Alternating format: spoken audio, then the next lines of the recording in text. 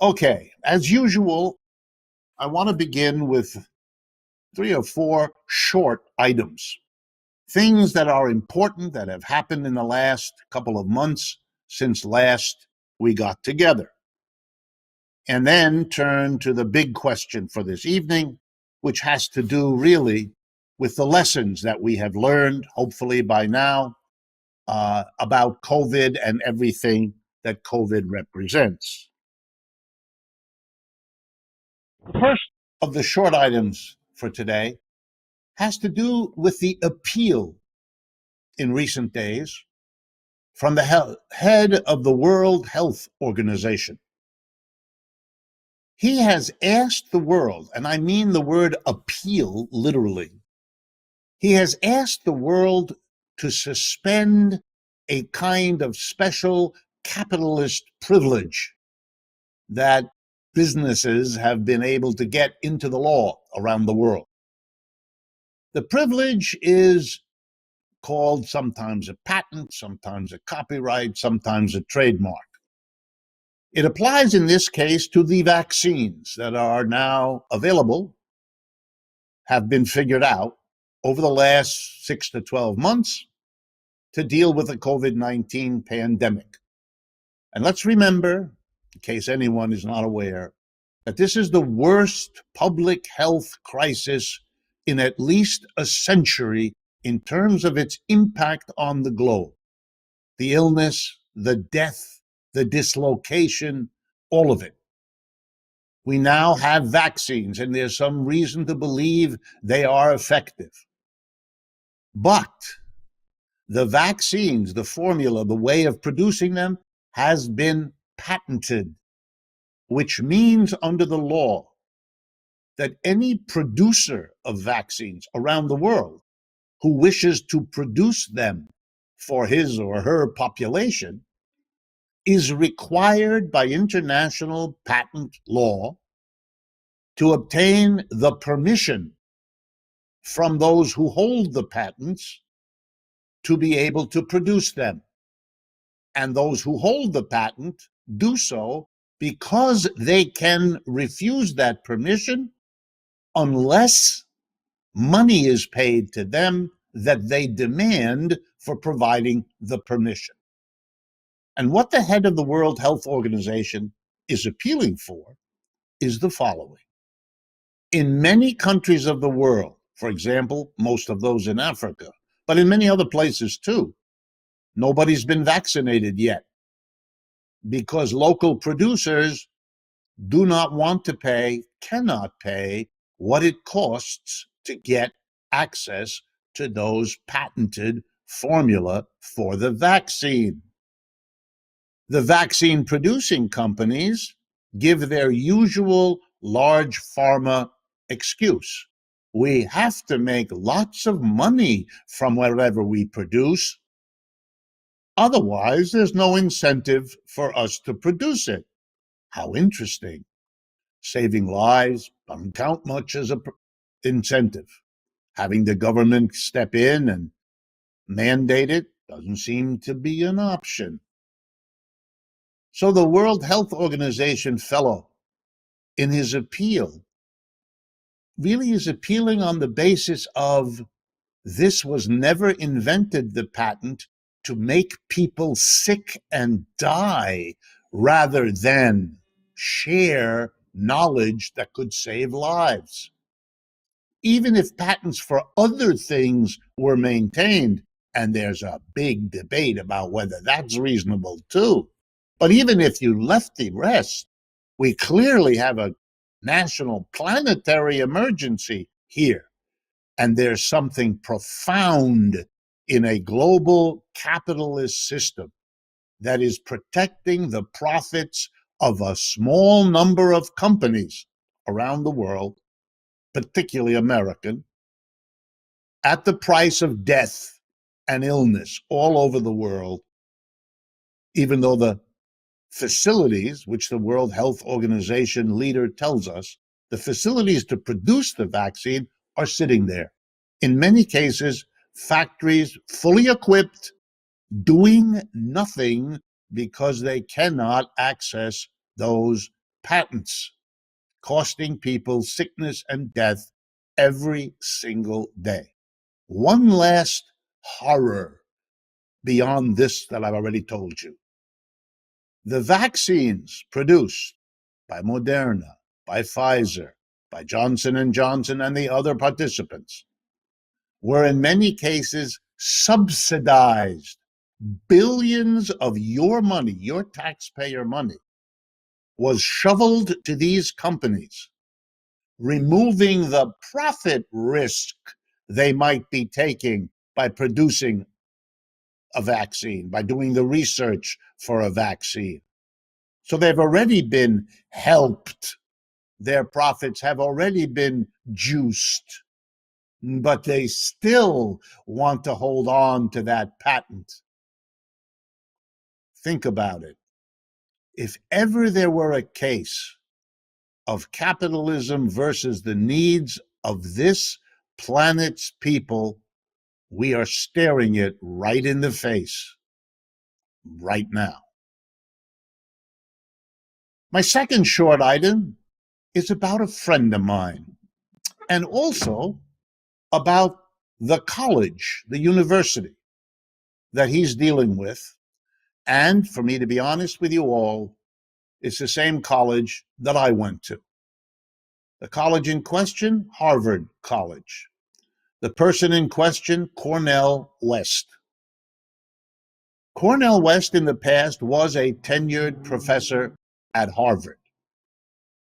When he was very poorly treated by Larry Summers some time ago, he left Harvard. He's also been a tenured professor at Princeton University, at the Union Theological Seminary, and at Yale University.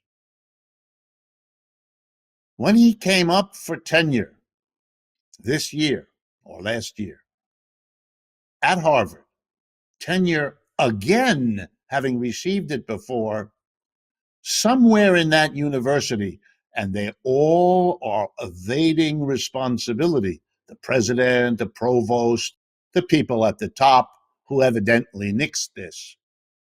You can't find out exactly where the buck stopped. They may be getting scared, I hope. They denied tenure to Mr. West, author of many books, internationally renowned scholar, professor, activist, musician, an extraordinary treasure in this country. Not just one of the leading African-American intellectuals, which he surely is, not merely a superb teacher, an inspiring speaker, but someone who's tireless in being available, in sharing and offering what he has learned in the fields of philosophy, theology, political science, history. It's extraordinary. I've had many conversations. I know all this personally. Harvard ought to be ashamed. There's really no other word for what it was. Did they really think this would all go away quietly? That Cornel West being denied tenure, having had it before, would simply slink away, tell nobody, have all the rest of us outraged by this behavior, say nothing? Well, not me. I went to Harvard, and I remember when I was there for my 4 years, being struck by how many of my professors weren't very good at what they were doing. Maybe they were good thinkers, maybe they were good scholars, I don't know, but they weren't good teachers. And I used to remark, as many of my fellows did, that apparently what Harvard wanted was stars, not people who were particularly good at teaching. We began to realize that in many cases, you'd be better off as a student with a graduate student assistant, because that assistant did more work and was more effective than the famous star professor he or she was assisting. Harvard excluded Marxists because I was learning about Marxism and I would ask my professors questions. And when I did, I noticed something, as everyone in the class did. Often my professors couldn't answer the question. They just didn't know, because in their education, Marxism also had been excluded. This was at a time when we were told that the world was in a tremendous struggle between capitalism and socialism, and that the number one theorist in the world of socialism was Marx, and the Marxian tradition informed socialism. And we would always ask the same simple question. If we're locked in a great struggle and the world is divided between these two, shouldn't we be able to access this material in the classroom with a teacher who knows what it's about? Well, we quickly learned that we had misunderstood the situation, because there were teachers who did know. If you talk with them out of class, you learned they knew a good bit. They had studied it on their own, like we were then beginning to do. But they didn't want to talk about it in class. It wasn't safe. They particularly didn't want to talk about it if they found something useful, something insightful in the critique of capitalism, which is what Marx devoted himself to. They were afraid, and we could see it in their eyes. And so we didn't have many of those teachers, and the few that might have been there able to teach were too afraid of what would happen to their careers if they did. And you know what they were afraid of? The kind of treatment that Harvard just meted out to Cornell West. So it's a long, old tradition of academic dishonesty fueled by fear. There's nothing else here but fear. Fear instilled in this institution by the larger society's Cold War mentality. And yet here we are, Cold War over 30 years ago, and we're still seeing the ideological warfare being pursued so that people with a persuasion that's critical of important issues of the day are excluded, are pushed aside, are denied tenure. Shame. Anyone who claims that the bastions of higher learning are committed to the open exchange of ideas has to think again when these stunning examples of the opposite are thrust upon us the way Harvard's treatment of Cornell West shows us today. I want to turn next briefly to another recent development. Elizabeth Warren is back in the news, not as a candidate for anything this time, but in her capacity as a Massachusetts senator. She has proposed a wealth tax. Interestingly, that's what I want to focus on, it has immediately produced howls of opposition. As if a wealth tax was new, it isn't.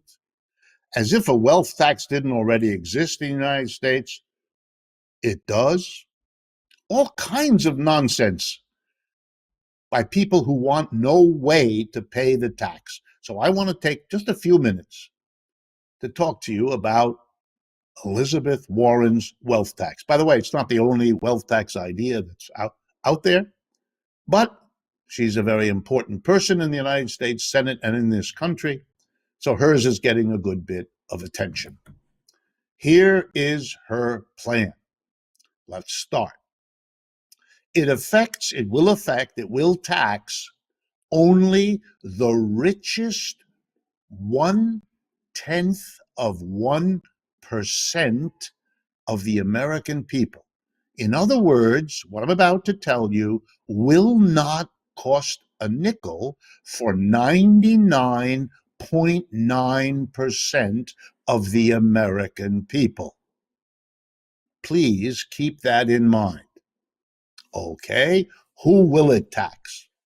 It will only tax people whose total wealth stocks, bonds, mostly, their homes and whatever else of great value they have.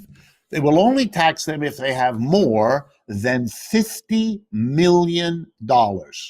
That's why it's only 0.1% that are going to be affected. How much do the folks have to pay? Well, you don't have to pay anything on your first 50 million. That's what it means. You only start paying the tax on every dollar of wealth you have above $50 million per person. How much do you pay? 2%. 2%. Okay. Income tax that we all pay, much higher percentages. So the tax on wealth that she proposes is a small fraction of what is paid out of income. If you have $1 billion or more, you pay 3% on whatever above billion that you have, if you have it. Okay, so 99.9% of the people will not pay this. Only the richest will pay, and they won't pay on the first 50 million. That's scot-free, no tax. Now let's talk a little bit about it and about some of the silly things being said against it. Is this a new thing in America to tax wealth? Absolutely not. Let me explain.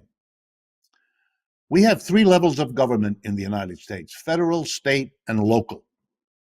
The local governments in the United States, cities, towns, villages, mostly rely on a wealth tax to pay for local public schools, the police department, the fire department, local health department, maintaining the roads, plowing them, etc.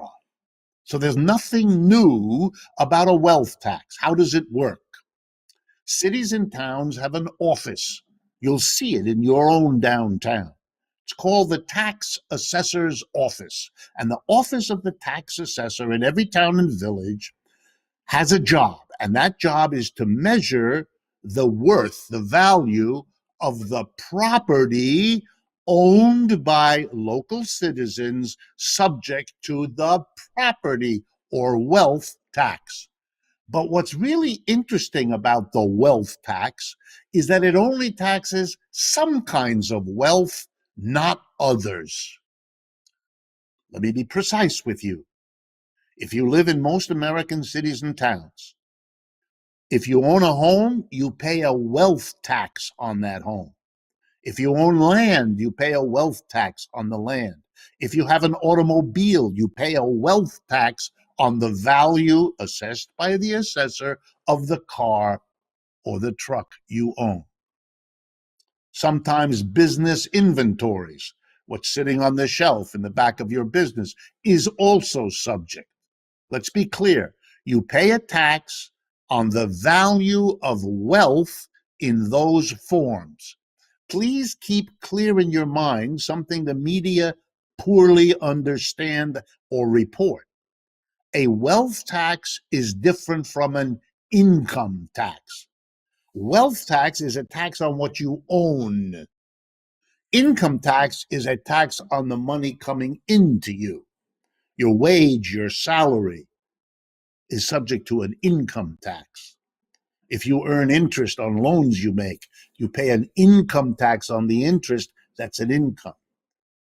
So let me give you an example that may confuse you, but it shouldn't. Suppose you have a house, and what you do with your house, which you own, is rent out rooms in it or rent the whole house. You will then be taxed twice. First, you will pay a property tax to your local community. But on the rents paid to you, if that's how you use your house, you will be required to pay an income tax to the federal government and perhaps also to the state government. So you will then pay an income tax and a wealth tax. But anyone who tells you that we don't already have a wealth tax does not know what they are talking about, or they are lying to you. And I'll leave it to you to determine in each case which it is. But now here comes the big political punchline. When I listed the wealth that local communities tax, you may have noticed I left out stocks and bonds. You're right. I left them out because cities and towns don't tax that kind of wealth. Now, once again, if they don't, does anybody else tax wealth in the form of stocks and bonds? And the answer is no. That's what Elizabeth Warren is proposing now to do. So it's not new to have a wealth tax. What is new is including the wealth in the form of stocks and bonds in what gets taxed. And if you're wondering, which I hope you are, why in the world would we have a wealth tax on the kind of wealth the average person maybe can get? A home, a car, a piece of land on which the home sits. If that's wealth that's taxed, why is the wealth of the wealthiest, stocks and bonds, not taxed? And you know the answer, don't you? It's because they're the wealthiest. They got it set up that way. It's a wonderful tax dodge for them. That's all it is. That's all it ever was. Think about it. 10%, the richest 10% own 80% of stocks and bonds. They don't pay a wealth tax.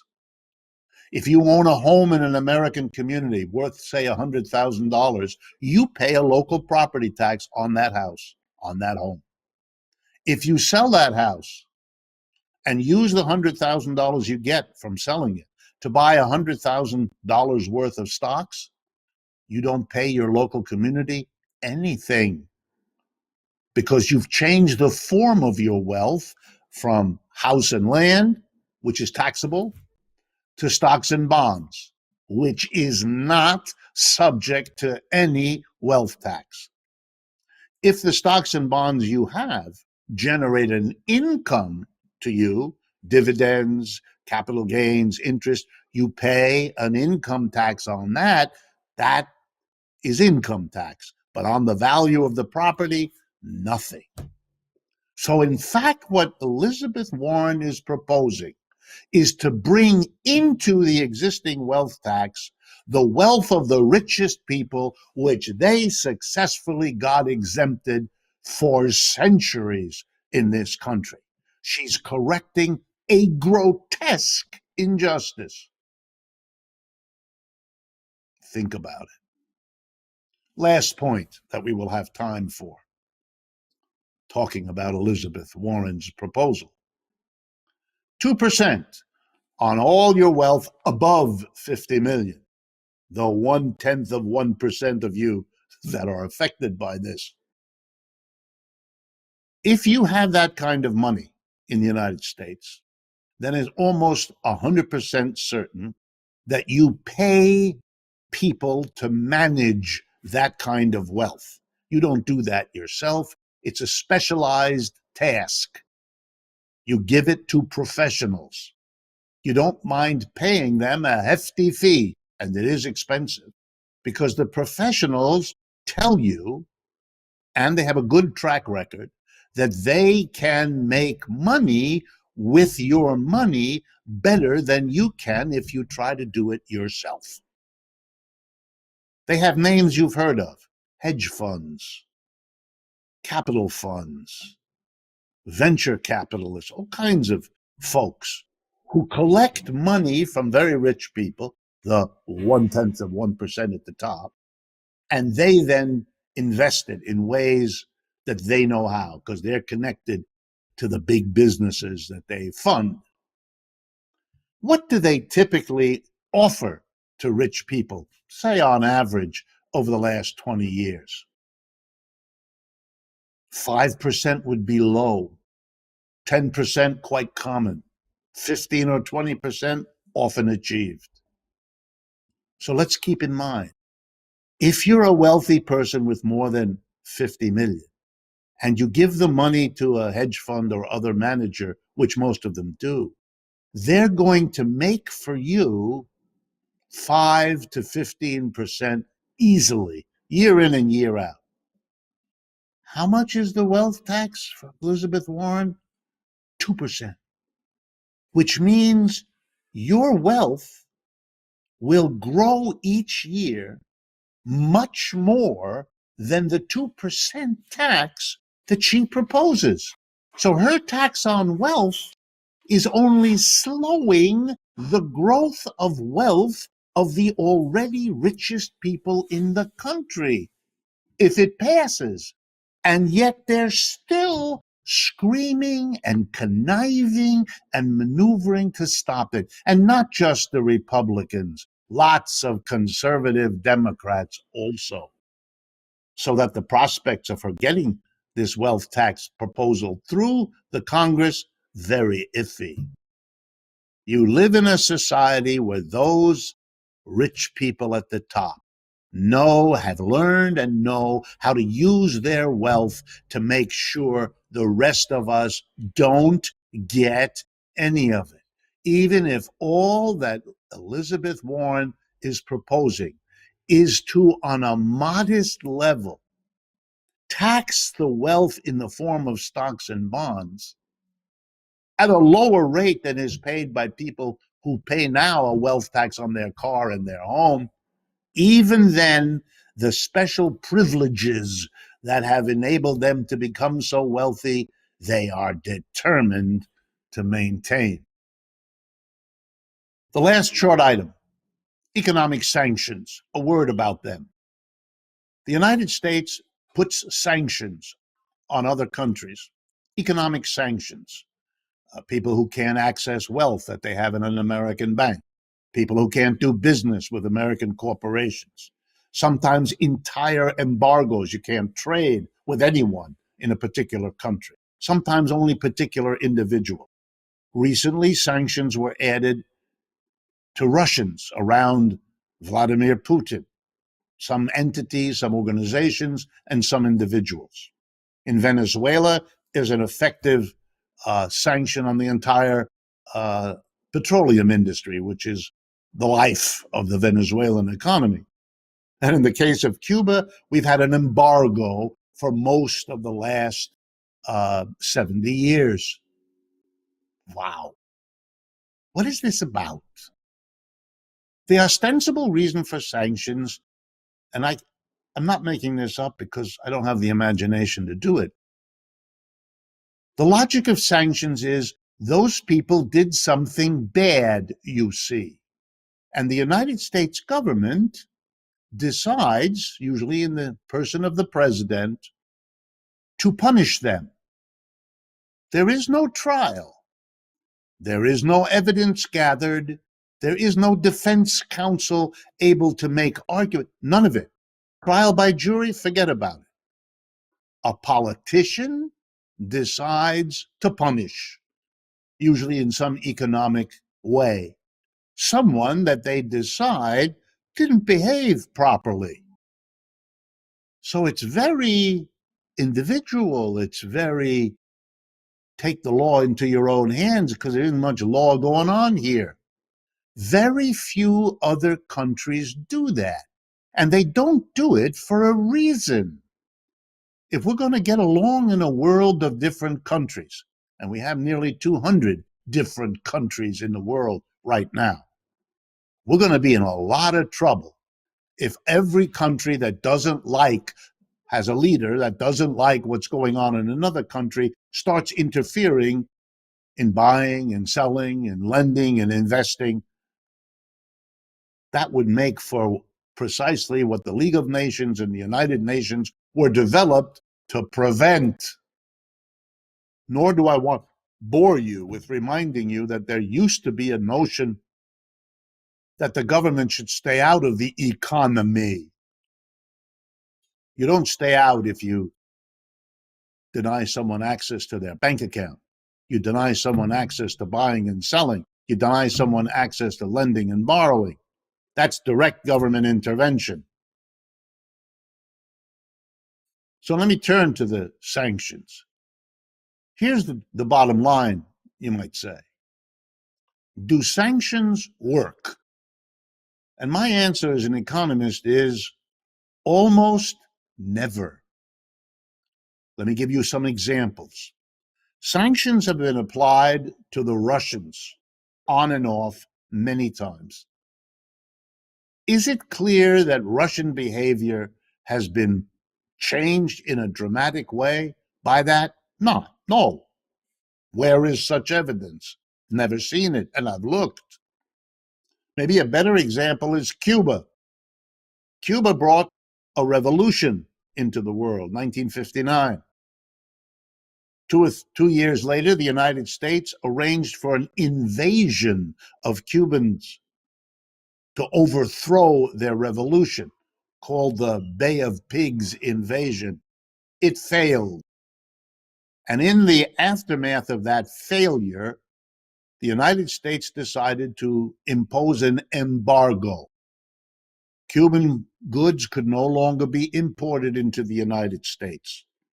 Not Cuban cigars, not the Cuban sugar, was one of the great producers of sugar in the world, etc. You couldn't sell to Cuba, you couldn't buy from Cuba. Cuba is 90 miles from the coast of Florida. Selling and trading with the United States was its lifeblood.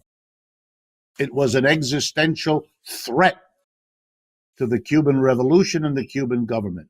That embargo has been in place for most of the last 60 to 70 years. It was supposed to overthrow the Cuban socialist government. It never did. It never did. And it's no closer to doing it now than it was 10, 20, 30, 40, 50 years ago. It is a failed policy. No way around it.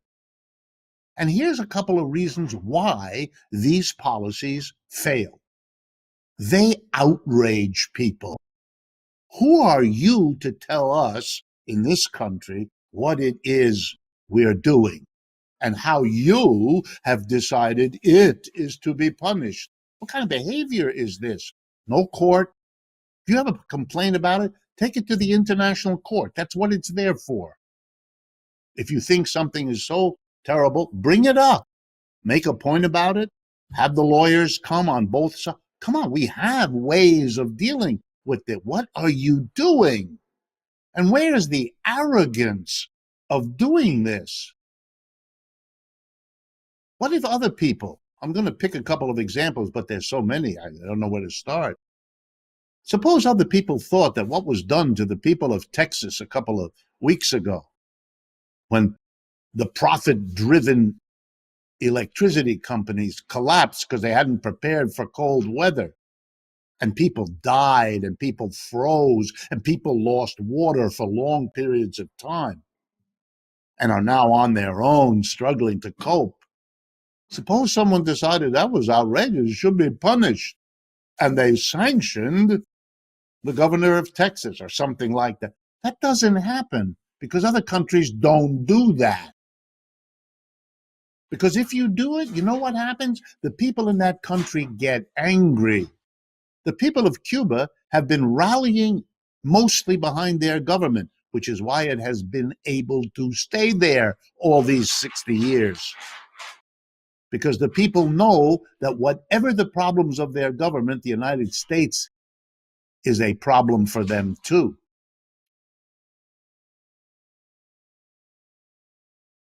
And so they don't work. They solidify the support that foreign governments have from their people. It's a very serious failure, and it isolates the United States. Europeans were told recently, you can't trade with Iran because we're mad at Iran. What? We're not free to go about our business because a government other than our own will punish us without any due process whatsoever? Remarkable.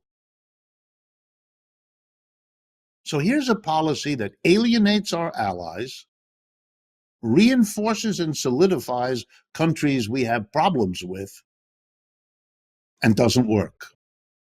Wow. You know what the question is that I want to end with? Why is it happening? And the answer is it has nothing to do with the other country.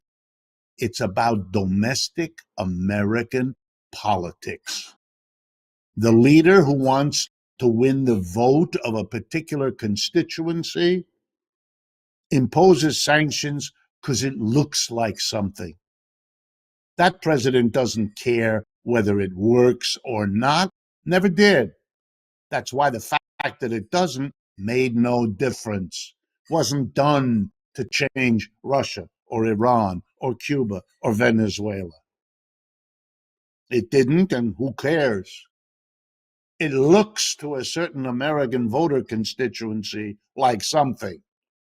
And for those votes, that politician will do what he has to do. And the cost to the United States, the cost in the international community, the cost of enmity around the world, not his problem. He's just taking care of his political career. We live with the results. They don't. For them, it pays, and for nobody else.